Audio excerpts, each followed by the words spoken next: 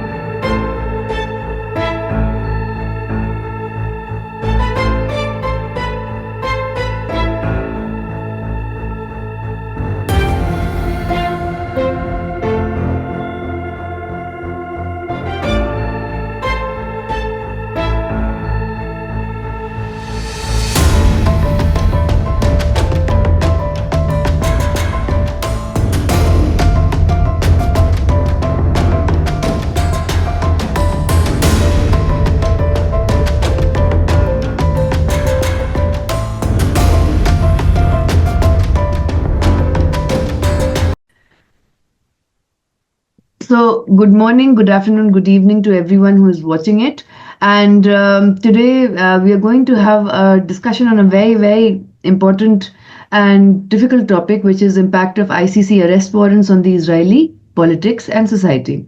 And for that, we have our esteemed guest and a very brave and courageous person, Ofer Neiman, who is a member of Boycott from Within, which is a group of Israeli citizens who support the BDS movement. So I'll ask everyone to subscribe and like and all of that, but let's go on to the topic.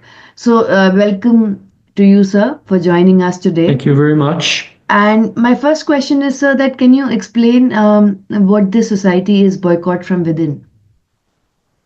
So, Boycott from Within is just a collective of Israeli citizens. It's not an NGO. It's not certainly not registered as an NGO in Israel. Imagine trying to register in Israel as an NGO to promote BDS. That's not really on the agenda. So basically just volunteers, no office, no real budget. A group, a network of Israeli citizens, some of them based in Palestine, Israel, some of them abroad, who support the call issued by Palestinian civil society in 2005 for boycott, divestment, and sanctions against Israel.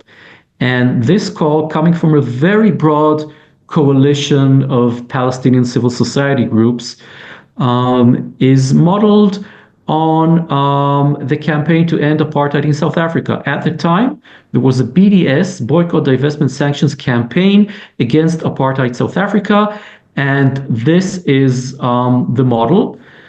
And I would add, of course, you may have some lots of additional questions, but I would add that for many of us Israeli citizens who support BDS, I mean, we're a small group, but for those of us who do support it, I think we're also motivated by frustration with our own society, especially our so-called liberal or human rights community, most of which has failed to stand in solidarity with the Palestinians. So the natural conclusion would be that we need an international campaign, especially since Israel has so much support from powerful international players, the West in general, and especially the United States. And why do you think that the civil society in Israel or the human rights group, in a general way, Why are they not able to leverage more voice? Is it because of the state surveillance, espionage, the police control, the protests being banned, media censorship? What are the reasons? Lack of funds? So we Jewish Israeli citizens here are quite privileged. I can post every day, and I do. Arrest Netanyahu, arrest Galad. Netanyahu is a war criminal. Israel is committing a genocide in Gaza. I have not been arrested for that. I think that it has to do with something more insidious.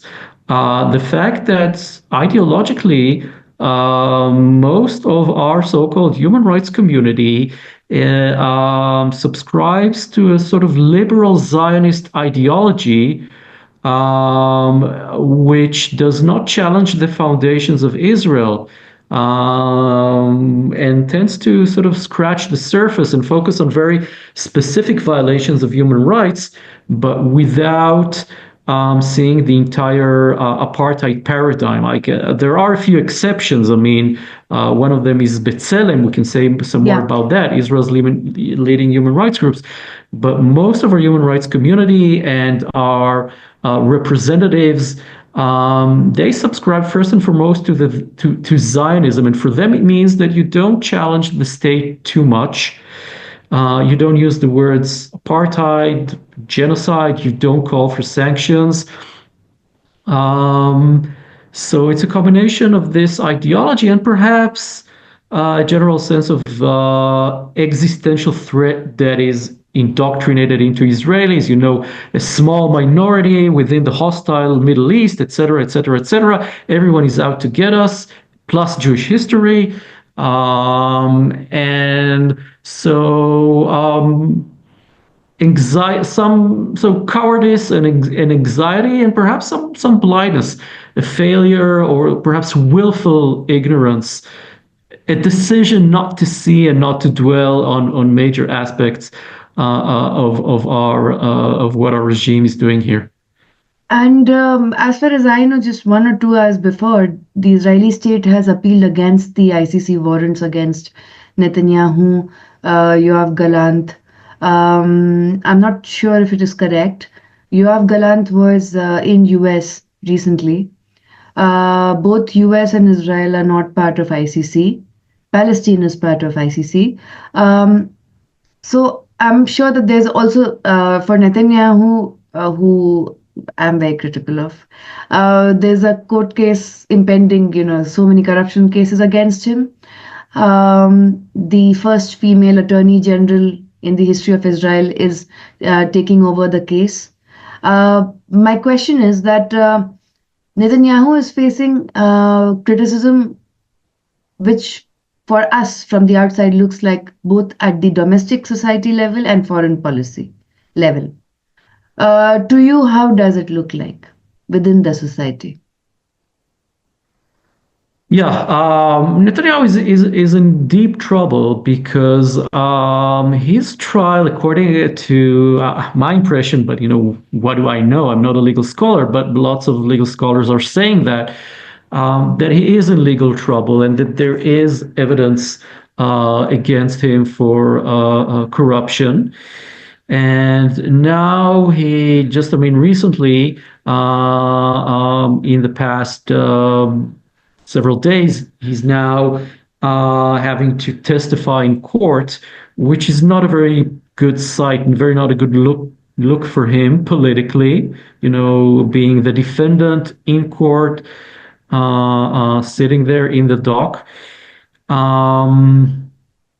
And he is waging his war on the legal establishment, on the so-called leftist elites, even though he is very powerful as a prime minister.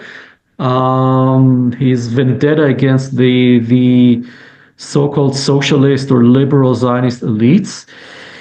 And internationally, yeah, I mean, he is definitely afraid of the arrest warrants. We know from various reports that he's been working very hard behind the scenes to thwart the arrest warrants before they were issued. and that he's still working on that, trying to get various international allies to come out openly and say that they will not respect the arrest warrants. He is, in a way, politically, personally under siege. Wow. And one of our guests who came before, Ori Goldberg, has recently tweeted that there's a sudden law that has come into effect that any Israeli can be arrested or detained without any evidence as such. Yeah, I mean the government is trying to push through with some more authoritarian legislation. So still, I would have to say that overall Jewish Israeli citizens are very privileged here, and this is also very important historically as to the question of how Jewish Israelis are to be judged collectively by history. So people here have a voice. They can say that there's a genocide. They can call for sanctions. However, there is some more authoritarian legislation being promoted, including this bill, which does make it a bit easier for the government to impose various restrictions on citizens, such as restricting their freedom of movement, restricting or banning their use of the internet. According to the latest version, as far as I know, the one which was passed in Parliament, this requires a signature approval by a judge. But this is authoritarian. I think that various civil rights groups will petition the Israeli Supreme Court, the High Court of Justice, against this bill, and they probably stand a chance because on these issues, authoritarian measures basically targeting Jewish citizens in Israel, the court may intervene, not when it comes to a genocide in Gaza, unfortunately, which is much worse. You know what I really like? There are several times when people are, even the best of experts, are very hesitant to use the word genocide. And Yeah, I and mean, you're there in the Israeli society and calling it. yeah, four of us actually wrote a piece more than a year ago calling it basically a genocide on Mondoweiss. I think the title was "Do Not Dismiss the Gaza Genocide Allegation on Mondoweiss." Mondoweiss, Yeah. a US-based political blog and website. So for some of us, it has been obvious for a long time, and occasionally, I mean, there is a small minority here who goes out to protest, and some of the signs that you will see are "Stop the Genocide" or people chanting "Stop the Genocide." Um, I think it's getting harder for liberal Israelis to, shut us down and say, "How dare you use the term genocide?" Now with the arrest warrants and now, with Israel's very specific operations in the northern parts of Gaza, basically ethnic cleansing on top of the ongoing genocide, basically telling the population to leave, we've had some senior, former Israeli senior officials actually coming out and saying, not genocide, but ethnic cleansing. This is ethnic cleansing. And some of them are saying we're only saying this to protect Israeli soldiers from being prosecuted abroad. It's like we don't care so much about Palestinian children, but they're still saying ethnic cleansing. And I think it's getting safer and safer to use the term genocide, and more people internationally are accepting our claim that this is a genocide.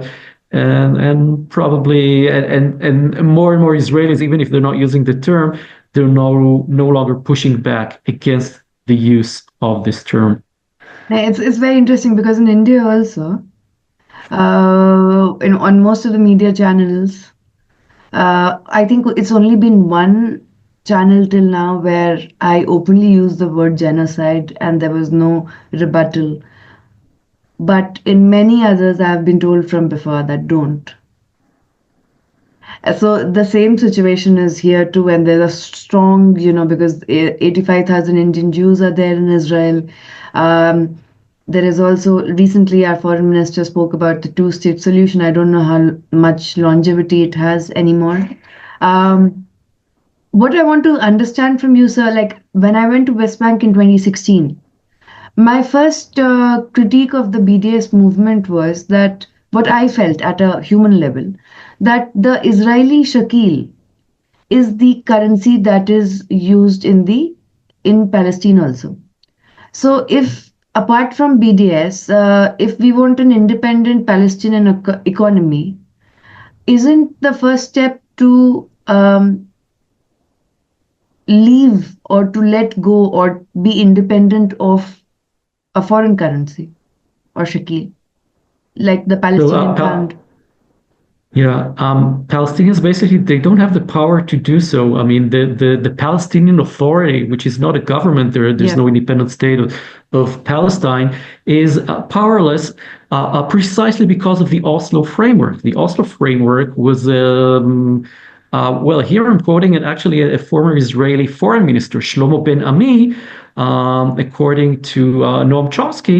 And if I recall correctly, I think that this minister, he was the foreign minister under Ehud Barak around 1999. In 2000, he said that the Oslo Accords were based on a neo-colonial framework, which is quite true. He's also a professor of history, and as a professor, not as a politician, he says the right things.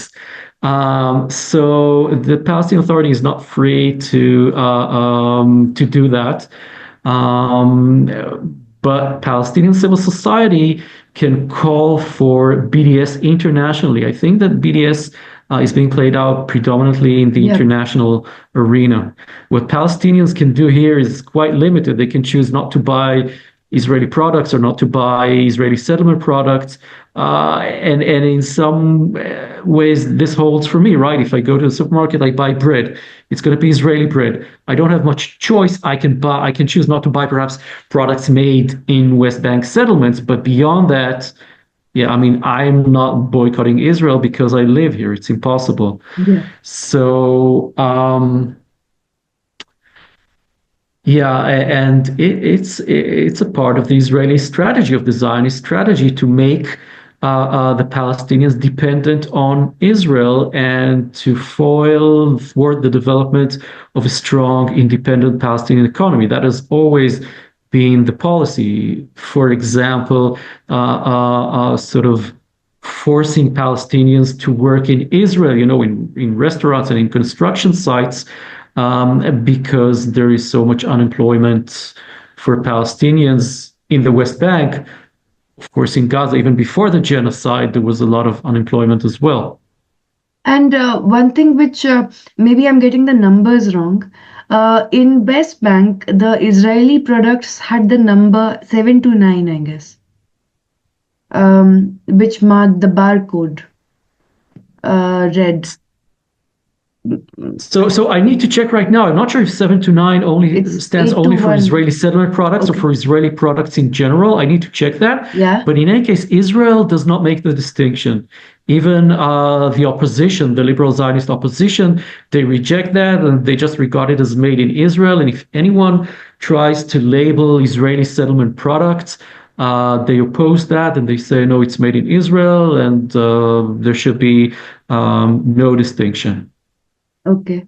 Because there was one news where I heard that the 729 number for international exports was changed to 821 so that it's not I'll try to identified. check that Yeah. right now as we go along, Yeah. but yeah. I can be wrong.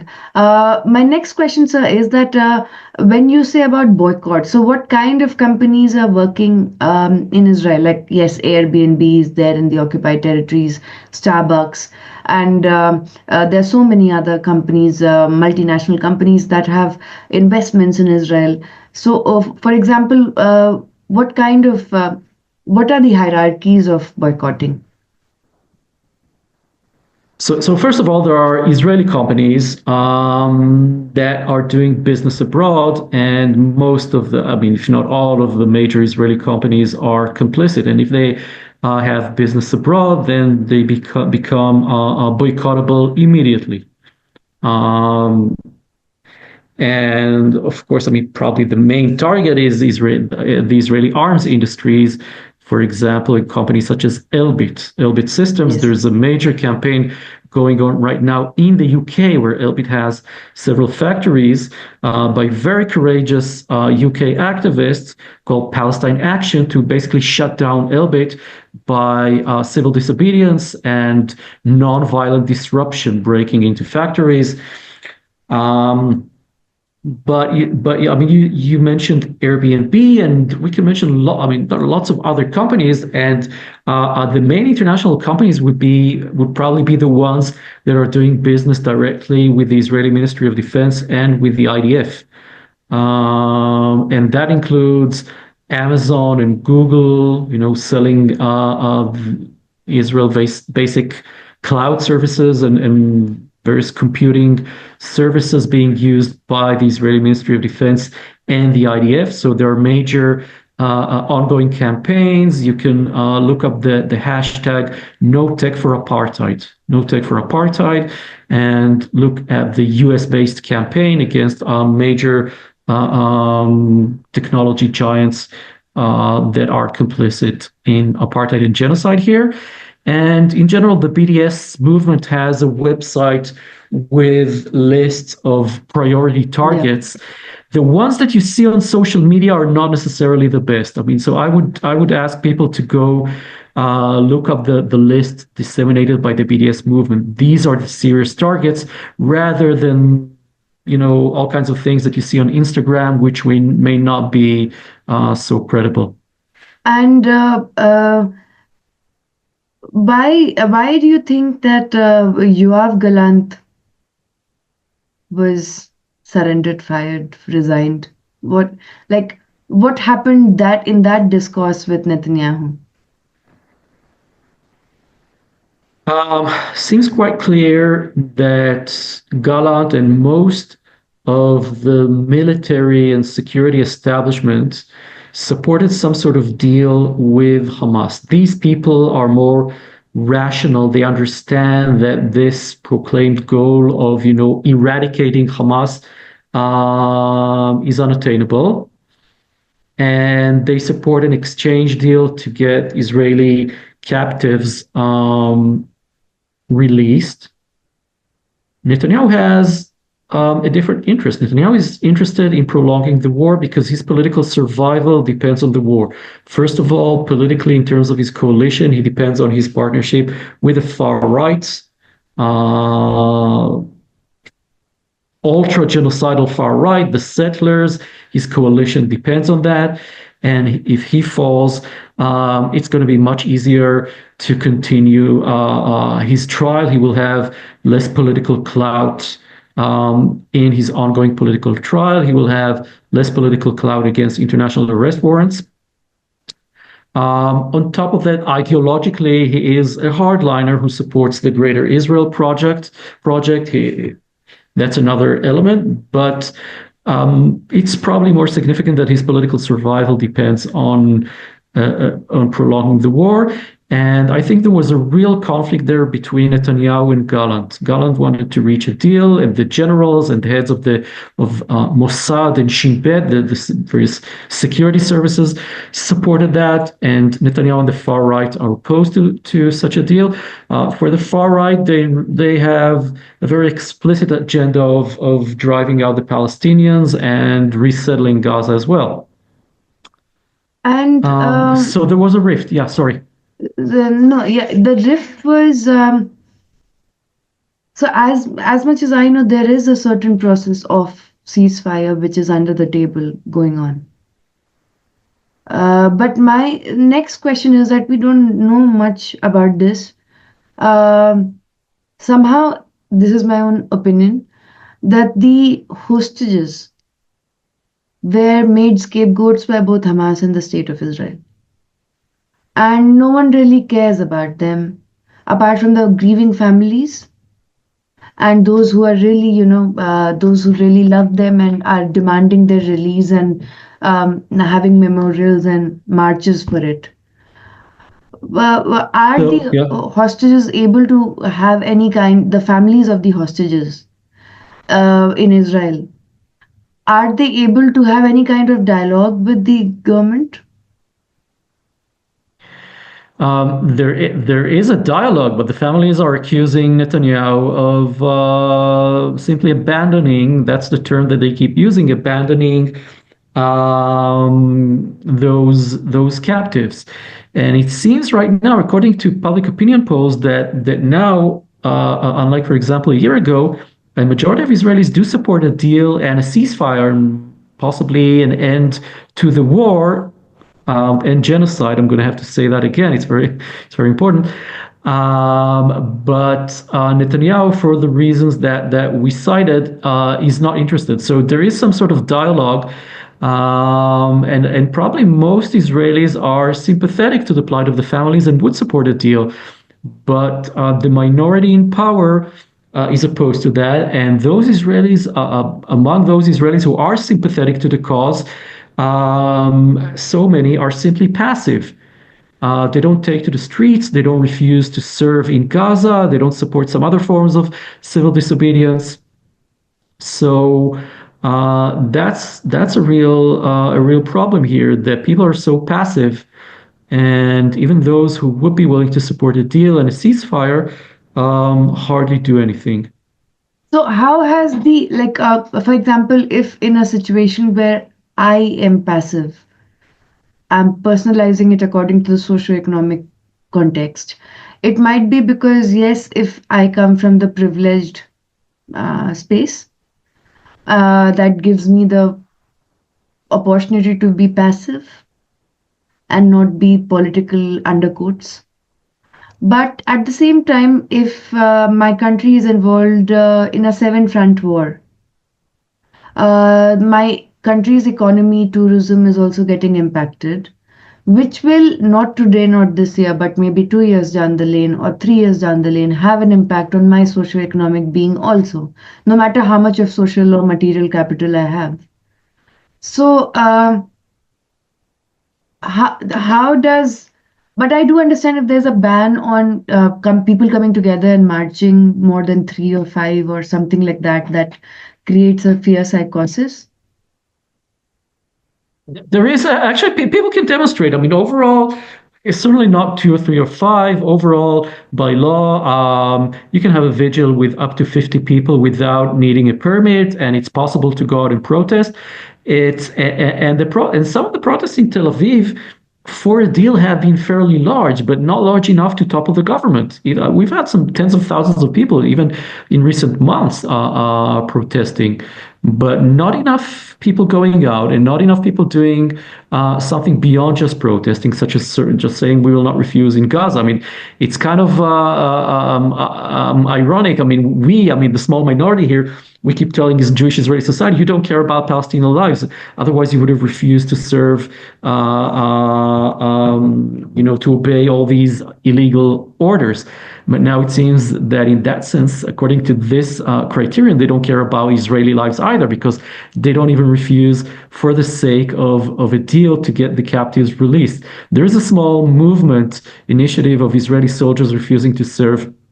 Yeah. Mostly for under the banner of we need a deal right now, but it's a small movement. So Israelis are very, very passive. I think people understand that the economy is perhaps even collapsing. It's doing very badly. But people here are they don't, so-called centrists. First of all, I think that they're trapped in these contradictions. I mean, what do they have to offer? I mean, the alternative to Netanyahu should be decolonization. I mean, and that this seems very radical. Most Israelis cannot accept that, and they cannot come up with any meaningful platform to counter Netanyahu. So they're just passive. And we're also seeing an emigration wave. I mean, going migrating out among more and more liberal Israelis. These people would rather just leave Israel than stay here and fight. And I think it has to do with some realization that fighting for justice here means basically ending Israel as it is right now.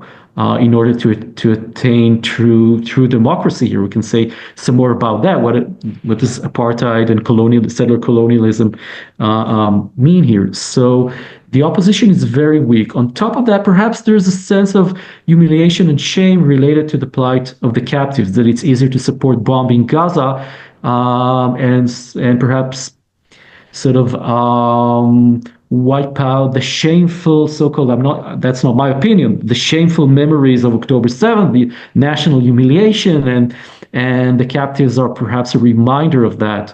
So it's much easier to support more bombing and more war as an attempt to sort of redeem ourselves collectively as Israelis and make ourselves powerful again. Again, this is not my view. This is sort of something, a notion that I'm sensing out there. Yeah, no, when it comes to decolonization and the right for the Israeli state to exist, I think that the Israeli state has the right to exist, but on a more secular and democratic means. But then the debate which I get in response to that is that which country in the Arab world is secular? Okay, so well, I can ask. I mean, which Jewish state in the world is democratic? I mean, 0% of the Jewish states in our world are democratic. But a state called Israel, in principle, has a right to exist and has been recognized by the international community. But Israel has no right to practice apartheid and settler colonialism and human rights violations. And the point is that when you try to sort of make amends and change things here, you may end up with something that is no longer Israel, according to our basic definitions. Because, first of all, Israel needs to end the occupation of Arab lands, West Bank, Gaza, the Golan Heights, and more. That's number one. And that's the simplest thing. On top of that, grant full equality to non-Jewish and namely Palestinian citizens of Israel. And on top of that, respect the rights of the Palestinian refugees. And here, the right of return comes up on the agenda. And if Palestinian refugees return, is this going to be the state of Israel as we know it? There are various questions here. So when we say Israel has a right to exist, what kind of Israel? And is it going to be an Israel according to our various definitions once we rectify things here? And here I would also add, and I know very little about Indian politics and history, but I am under the impression that in spite of the rise of various far-right agendas in India, according to my understanding, the constitution guarantees equality to all citizens, and there is no constitutional distinction between, I don't know, Hindus and Muslims, and please correct me if I'm wrong. That's what I've been taught. Even though perhaps there are other forms of discrimination. Here, I would say that Israel, from its foundations, Israel is defined as a Jewish state. And this is very, very meaningful. And if we go beyond India as a specific example, I tend to ask Westerners who support Israel, someone from Germany, do you think Germany should be defined as a Christian democratic state? Will Germany be a democratic state if it's now constitutionally turns into a Christian democratic state? There will be a lot of pressure to grant privileges to Christians and to sideline and oppress other groups. So Israel is constitutionally a discriminatory state. Israel doesn't have a constitution, but it has a constitutional essence, and it has various so-called basic laws, which are to sort of gradually form a future constitution. So, it does not have a constitution since codified or non-codified. Like, for example, The British is non-codified, the American is codified. It might have some kind of maybe uncodified constitution. And Yeah, I mean, the Declaration of Independence and the basic laws, I think we have more than 10 of them right now, and some of them are discriminatory or support discrimination in various ways. And I can send everyone a link about that by yeah, an NGO representing Palestinian citizens of Israel called Adala. Adala means justice in Arabic. They have a very good website of a database of discriminatory laws in Israel. wow. And you know what's the interesting thing with India? When we became independent, because of the partition, the word secular at that point of time was not, it was a very sensitive term to use. The term secular was added in the Indian preamble during the time of emergency by Nehru's daughter Indira Gandhi. So after, like after 15, 20 years after independence, it became secular. So I mean, I don't have, I think that the word secular must appear. I mean, the thing is that there should be no privilege granted to any population group in the Constitution, and full democracy must be guaranteed. If they choose not to insert the word secular, and some people, some comrades here disagree with me, but for me, it's not a main thing to have the word. I would prefer it for sure. I'm secular, but the main thing is not to define the state as the state of a specific part of the population at the expense of some other group. yeah, yeah. But when you look back to how democracy evolved, be it in Athens or be it in America, it was never egalitarian. Not that I'm justifying it.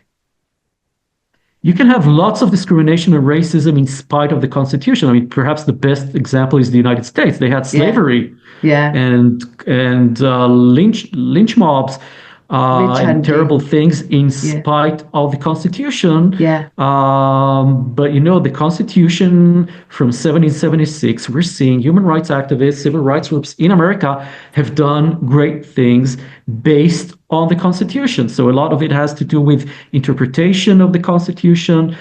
But I think the difference is that in the United States you can work with the Constitution against racism and discrimination. When you look at Israel's constitution or constitutional essence, a lot of it works against us constitutionally from the very foundations when we try to tackle racism. Another example, perhaps mind-boggling, is that I mean, Italy is the nation state of Italians, right? Ireland is the nation state of Irish people. Israel is the nation state of the Jews, right? Something a bit fishy here. So activists here have been working legally, petitioning the courts to get Israel to recognize an Israeli nationality. But Israel is reluctant to recognize an Israeli nationality. Imagine that. Israel without an Israeli nationality, because this would really be a radical step undermining sort of segregation and discrimination here. And the Israeli courts have rejected this. so there's no capital, there are no fixed borders, and no nationality. I mean, the capital, if you ask Israel, is Jerusalem. I mean, in terms of being recognized, Israel does have a problem here.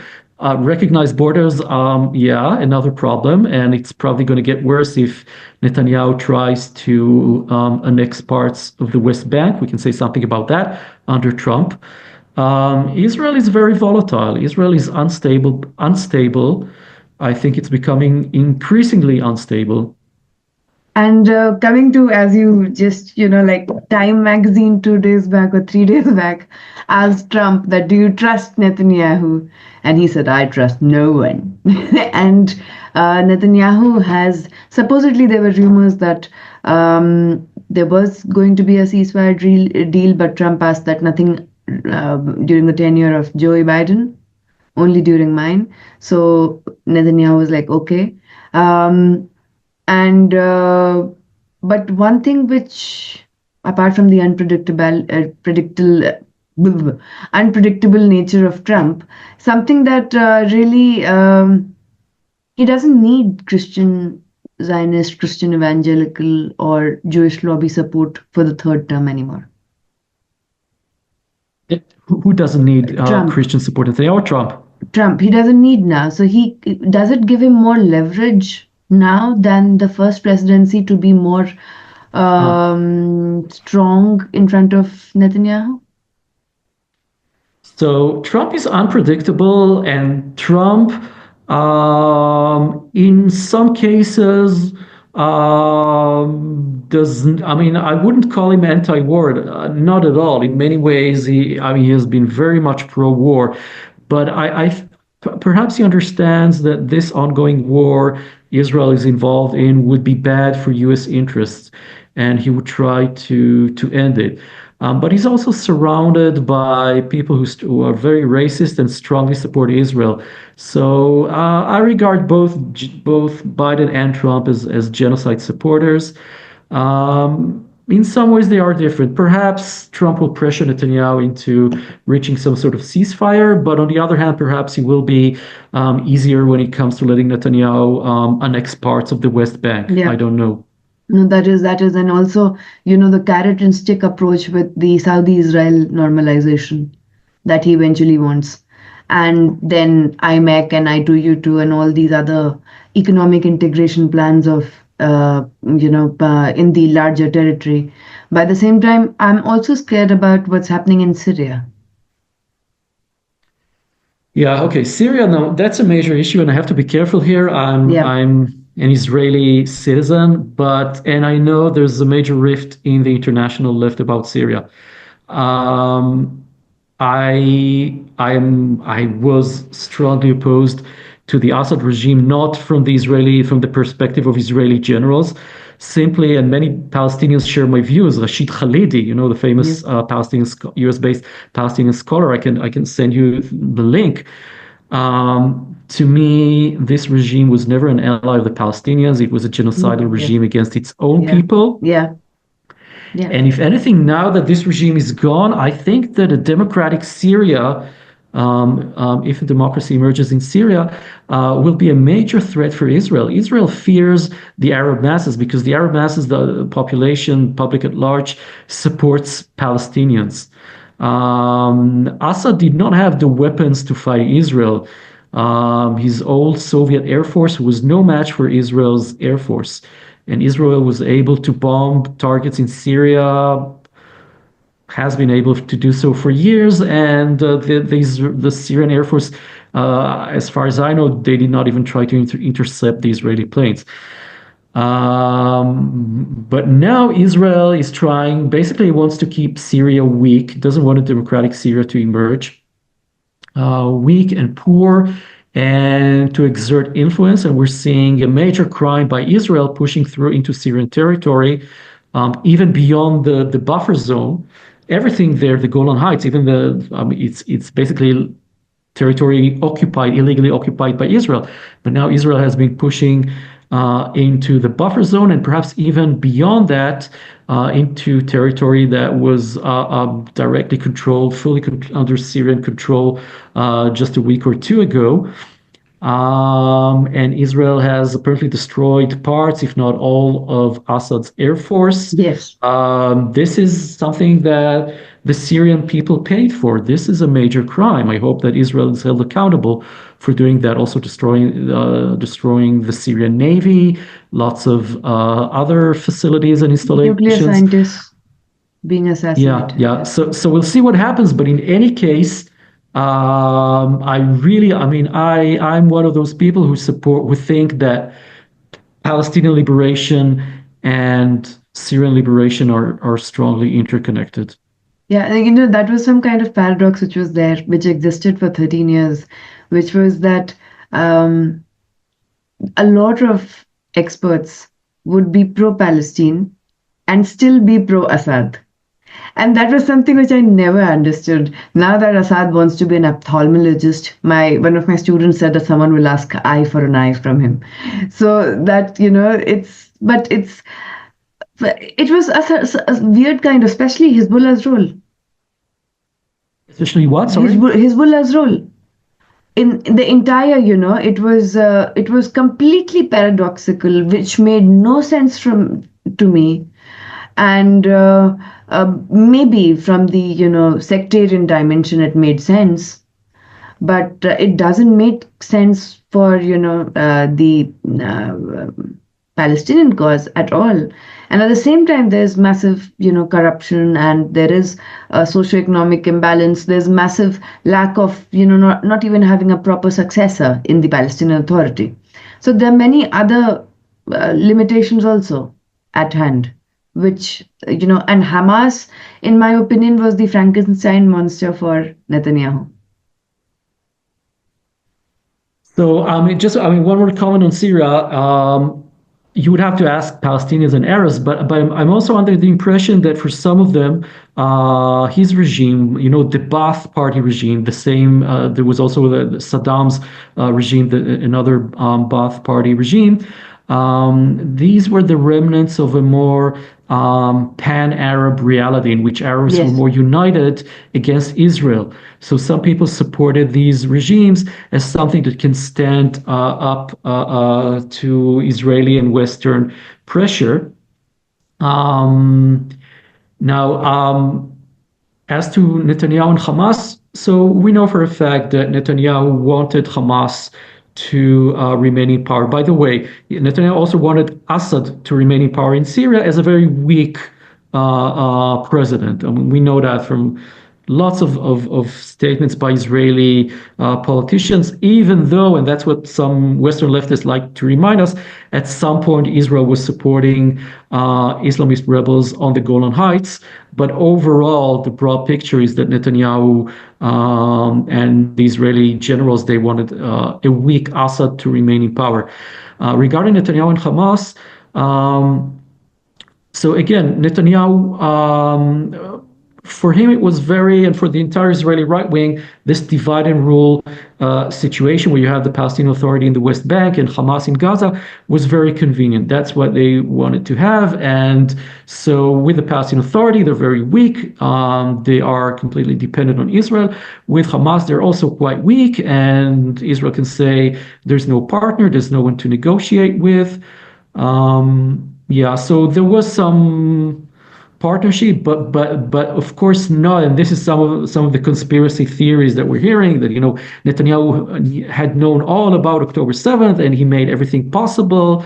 No, I mean, it's possible that he ignored some warnings from Yeah. for the military establishment, but it probably has a lot to do with his arrogance and hubris and thinking that he can contain any crisis.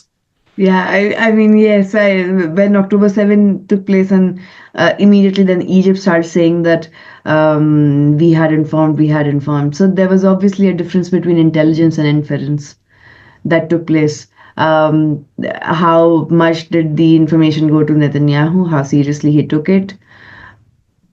But even beyond that, and another example actually from Egypt, this in the 73 war, the Egyptians under President Sadat, they managed to cross the Suez Canal, which was a major blow to Israel, and take back some of Sinai.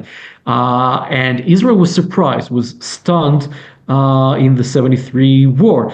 The thing is that the Egyptian army had been training for years, for more than a year, massively, conducting various military training and maneuvers. So, at some point it becomes very difficult to know if it's just another training session or the real thing. Yes. And we know that Hamas was training perhaps in a similar way, doing all these large-scale maneuvers. And it's difficult to know if this is just another drill or the real attack. Yeah, I mean, in 73 war, Nasser's son-in-law, Marwan, who acted Sadat, as yeah, Sadat. the double agent.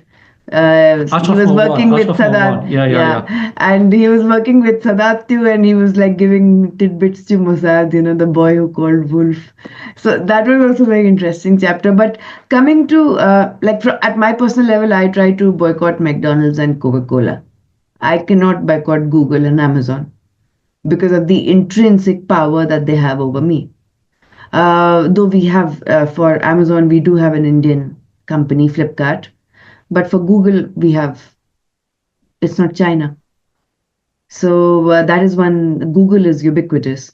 Now, one student is asking, a volunteer is asking a question, sir, which is how likely it that political pressures will hinder Netanyahu's accountability, and what would this mean for the integrity and credibility of the international law, if international law Thank you. means anything?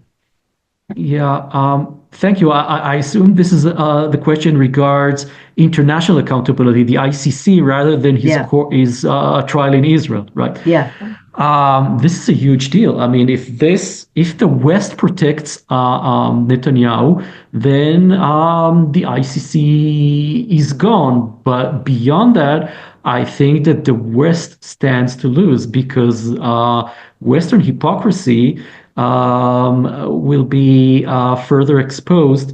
And in any case, I think that overall we're seeing the rise of various so-called global South powers. And correct me if I'm wrong, but in some contexts, I think that India is regarded as global South, right?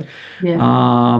So we're seeing the rise of various powers, and some of them have suffered tremendously under Western colonialism, and seeing the West basically destroy any semblance of international democracy. I think it's going to be harmful for the West. On the other hand, Western elites want to shield Israel. So it's going to be very, very interesting to see what happens. We're seeing lots of duplicitous statements coming from Western politicians, especially in the UK and Yes, Germany, yes, saying we highly respect the ICC, but as to the specific case of Netanyahu and Gallant, we will act in accordance with yes. various circumstances, various mealy mouth These are mixed signals that, statements. yeah, which are being Yeah, sent. And it's but this is yeah, completely, sorry. Yeah. it's completely, like Keir Starmer, his approach, Germany's own guilt, then France and Netherlands giving immunity. And it's like, oh, so how many European countries are left now? Like, okay, the Balkans are in their own, turmoil right now. So what happens when each European country starts to take the international law of the warrants individually instead of collectively, which it is meant? I think there's a lot of positive counter pressure within these Western countries um, against the hypocrisy of the political elites, the upper tier of the political elites. Lots of people there who support accountability and upholding the arrest warrants. And we're also seeing various initiatives by human rights lawyers in the West to hold Israeli citizens accountable for war crimes, including common Israeli soldiers. And I would also recommend looking at the Hind Rajab Foundation. Hind Yeah. Rajab is the famous 6-year-old girl who was murdered by Israel in the car in Gaza. She was calling for help, and also the paramedics went out to rescue her. They were also murdered by Israel. Um, so the Hind Rajab Foundation is working on justice. I think their focus is in the Netherlands, but there's also work being done by human rights lawyers in the UK and in other countries.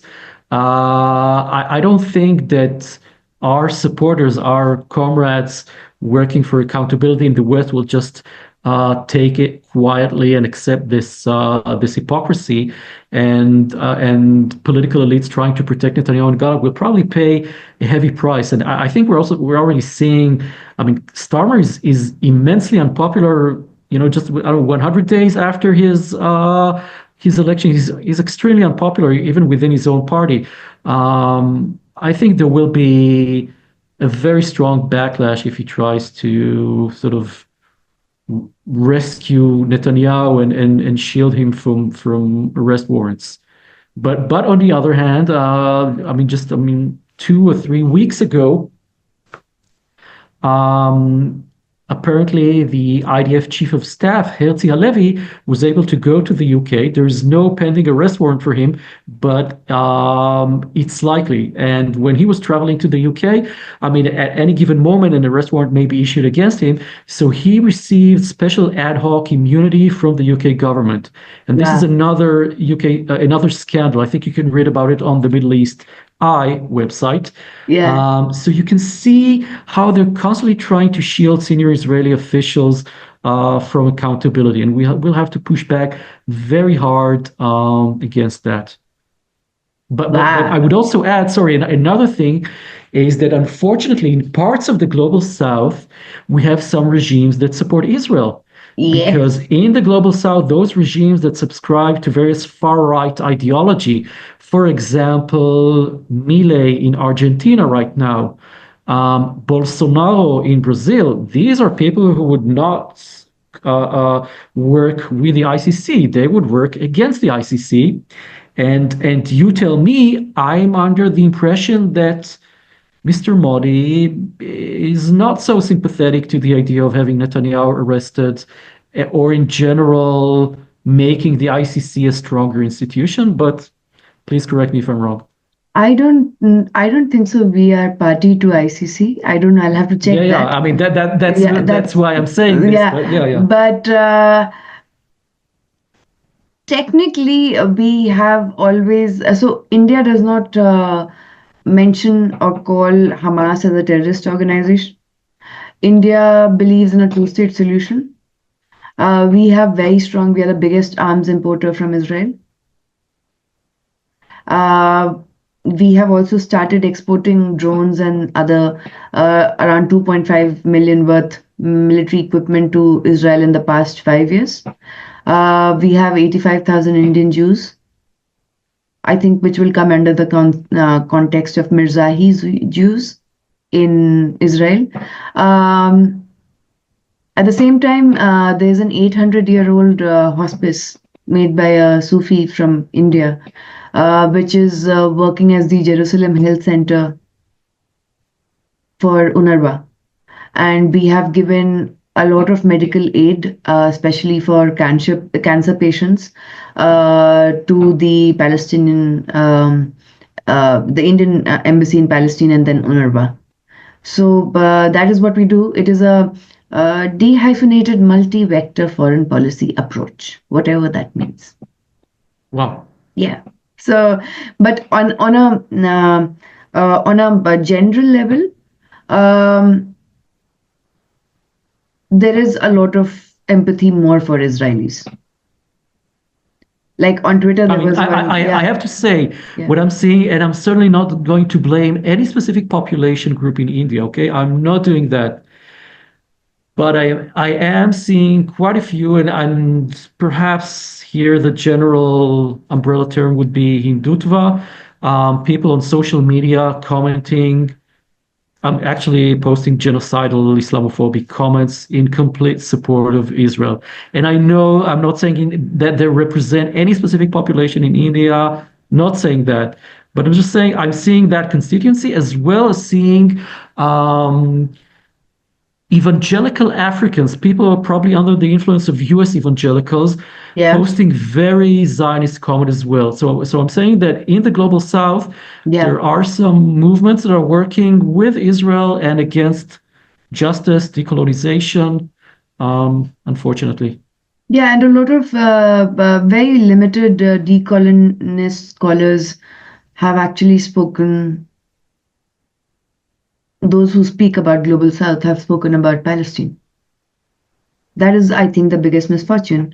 And the next thing is there was once on Twitter that some attack by, Hamas on, it was 7th October or later or just after that, or by Iran, something was there. And there was this actually a very interesting thing that was seen, that on the community threads of Twitter, X, there was a particular account saying that they have come and targeted us and they are killing us and we are just trying to navigate, and we are going to the bunkers, we are really very, the rockets are attacking us from Hezbollah, from Iran, god knows what. And then in the community notes the location was Lucknow, India. Mhm. So that was, I was like, what are we doing? But the point is that, it's so one thing which, sir, I would really like to, tell you is that I have,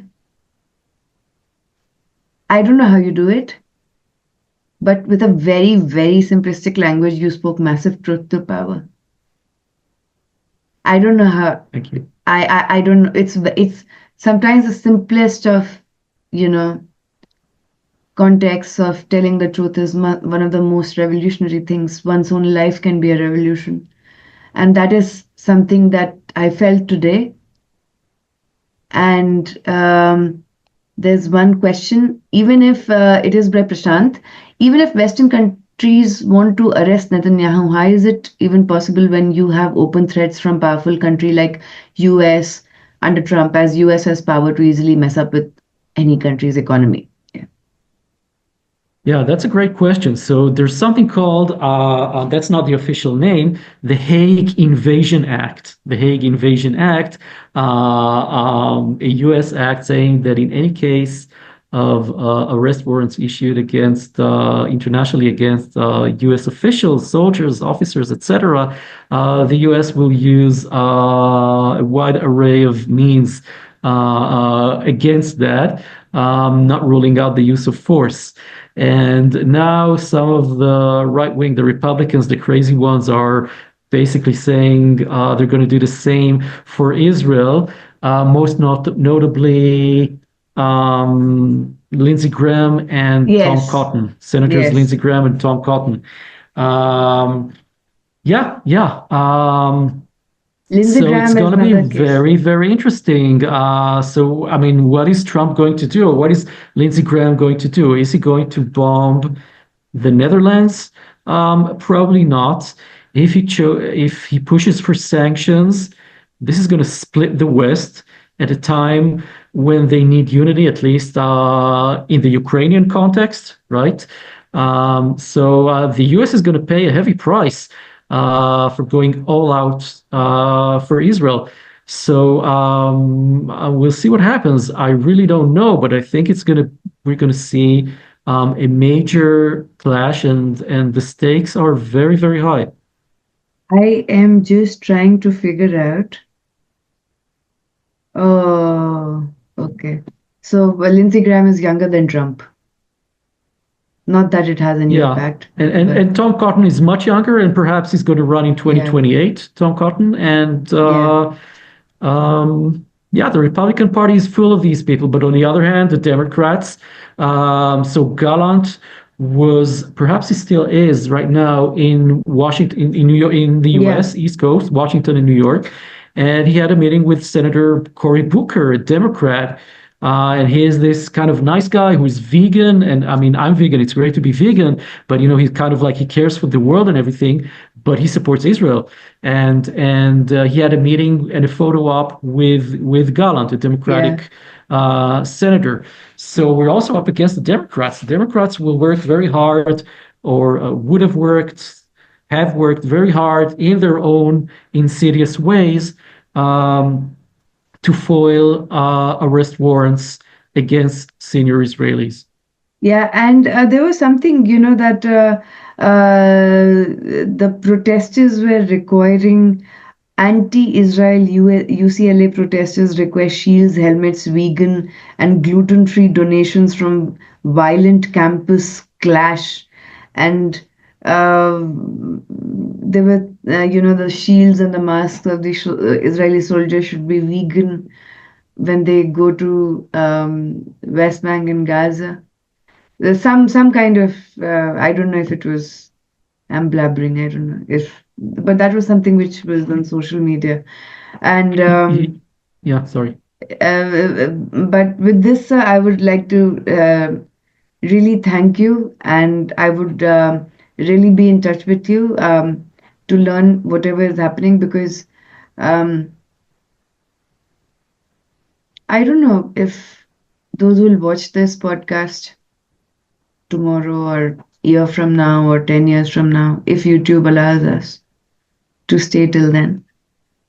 I don't know if people will understand the simplicity yet, the revolutionary nature of what you just did. Thank you very much.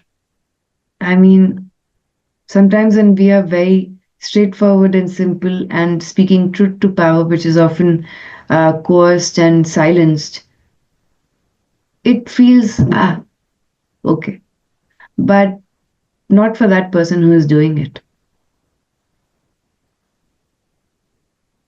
Thank you. I So appreciate that. And it's and and yeah, I'm in general, we all of us here are looking forward to working with people from more and more countries, and of course, India is super important. Indian human rights and civil society groups have an international say based on India's history, but as a colonized country, as a global power. We're always looking to broaden our international networks. yeah. So I'll get back to you on that. And thank you so much, sir, for the privilege of your time. My It's pleasure. Thank you. it's Toda. And take care of yourself, and we'll stay in touch. Bye. Bye. Bye bye.